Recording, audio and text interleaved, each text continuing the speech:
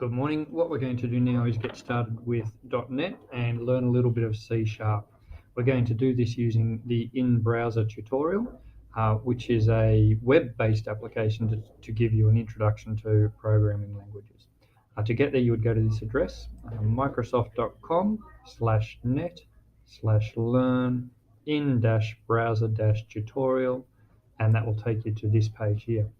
Once you get to this page, you'll see that there's some navigation buttons across the top if you need to jump forwards or back to a particular lesson.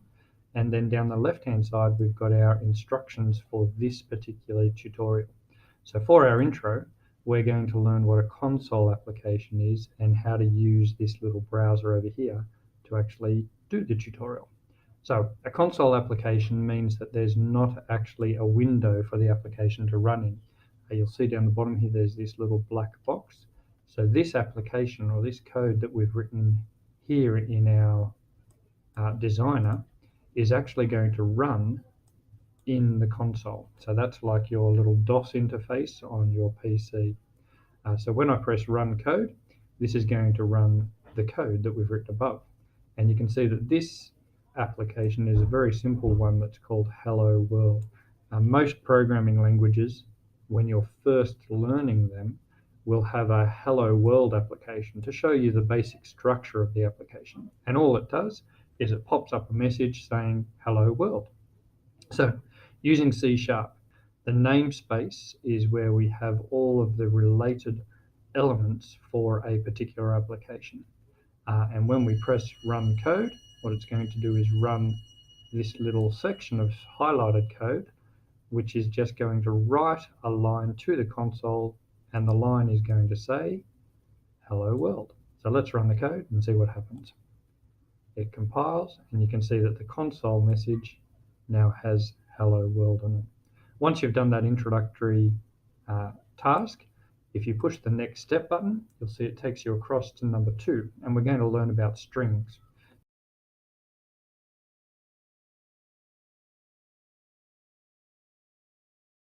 Once you've done that introductory task, if you push the next step button, you'll see it takes you across to number 2, and we're going to learn about strings.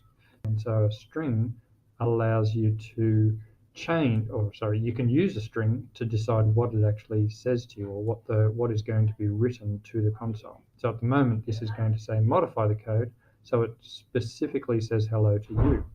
So my name's Tony, so I'm going to select where it says hello world, and I'm going to delete the word world, and I'm going to say hello Tony, and when I push run the code, it's going to compile my application, and now my message says hello Tony. Continue through this tutorial, reading each line. The next step is going to be that we're going to learn about variables.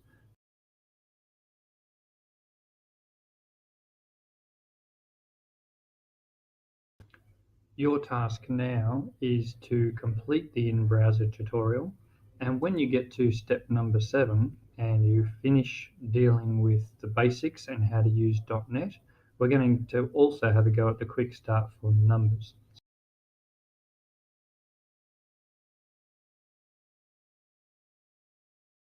So once you get to the final step there, scroll down, choose quick start numbers, and that will then take you to learning about how to use numbers in C#.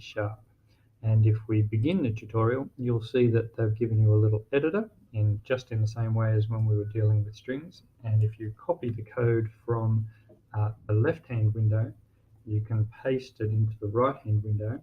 And this is showing you how to add two numbers together using variables. So you can see here we've got an integer variable, which is called A, and it's equal to 18. And we've got an integer variable, which is called B, and it's equal to 6. And you'll notice that 18 plus 6 is 24. And C is going to be equal to 18 plus 6. So we should expect this, when it runs this code, to give our output as 18 plus 6, which will be 24. And you'll see that it does. As you scroll down through here, you'll see that you can do subtraction, multiplication, and division within C#. So there's some sample code for subtraction, for multiplication, and for division. And once again, there is 7 steps to go through to learn the coding for math, for integer math within C sharp. So once you've finished dealing with the strings, can you then move on to the integer math task and also have a look at that one.